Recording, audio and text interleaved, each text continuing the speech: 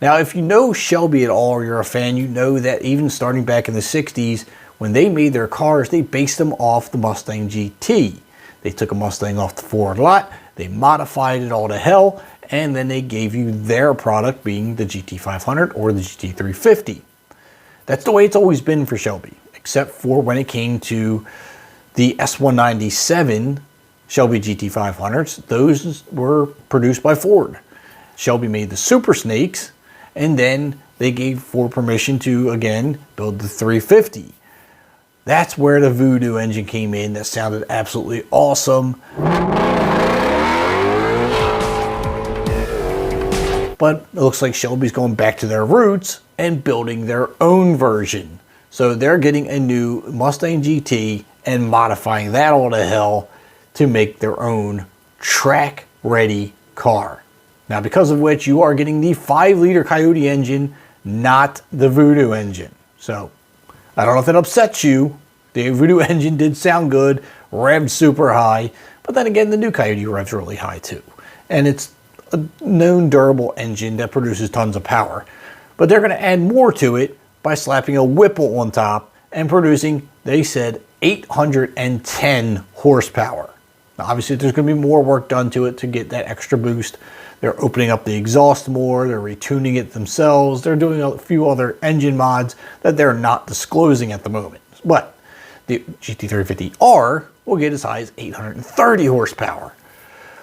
This is great news, especially if you're a collector, because I'm going to be honest, that's who's going to be buying this car, collectors, because it's a very limited production run.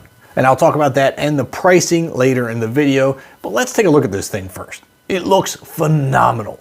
You got the classic white with blue stripes, looks really good.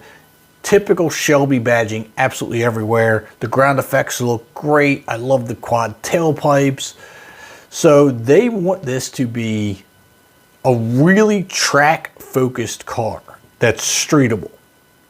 And they've mentioned that they have done an extensive amount of suspension work, saying it's a more aggressive version aimed at track use, although still street legal and streetable. Shelby bumps the power almost 70% with the Whipple charger and adds a carbon fiber tub interior, an integrated roll cage, fully adjustable suspension, Alcon racing brakes, and a plethora of other race car bits. So this sounds like this is basically a street legal race car. This isn't something that you would have got in the Shelby GT350R that we got before. This is full on race car, but street legal.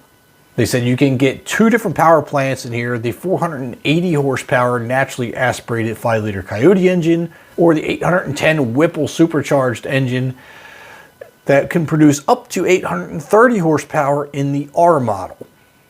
Now, they're also saying they want to go back to the days of old, like in the 60s, and make this a very limited production number, because back then they only made 562 GT350s, and that's what they're doing with this. So that is a very limited number, but they're going to add an additional 36 of them being GT350Rs. So looking into the pictures they have here of the suspension work, it looks really fancy and really expensive. You can see that they have made extensive changes, sway bars, springs, subframe connections and stiffeners, all kind of stuff in here. Like, there is an immense amount of work in this car. The brakes are massive. They've changed basically everything under the chassis. There's nothing here that's stock from what I can see. So they weren't kidding when they were talking about being, race focused. The carbon fiber interior tub looks really cool, by the way. This is like something you would see out of a hypercar.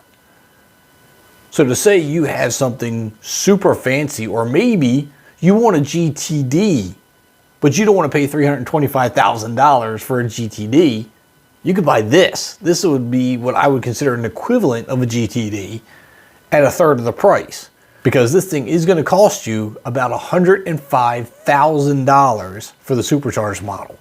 They're not releasing prices for the naturally aspirated version or the R versions, but they said the supercharged GT350 will cost you $105,000. That's a lot of money. But for the exclusivity, the collection value, all that stuff, maybe it's worth $105,000. Obviously, the suspension work, I mean, they're serious on this. They didn't just slap a Shelby GT350 badge on the side of it and say, give me more money. But there are cheaper alternatives. I know if you don't want to spend $105,000 on a GT350, you could take a dark horse, which they've already proven that car, the dark horse, handles better than the outgoing Shelby GT350. So you put a Whipple charger on that, and you have, I guess we'll call it a good in-between. Again, this really boils down to what you like. What do you value the most? Are you a track person who really is going to take this out there and carve the corners with it and try to do your best lap time? Or maybe you're a collector who wants the exclusivity and is willing to pay the money and hoping the value will go up down the road? Or are you someone who wants value for their money and thinks, well, maybe I'll buy a dark horse, slap a supercharger on it, and I got something just as good that I can use? Either way, this Shelby is really impressive. I want to know what your thoughts of it are down in the comments. Hit that like button and subscribe button on your way out, and I'll see you in the next upload.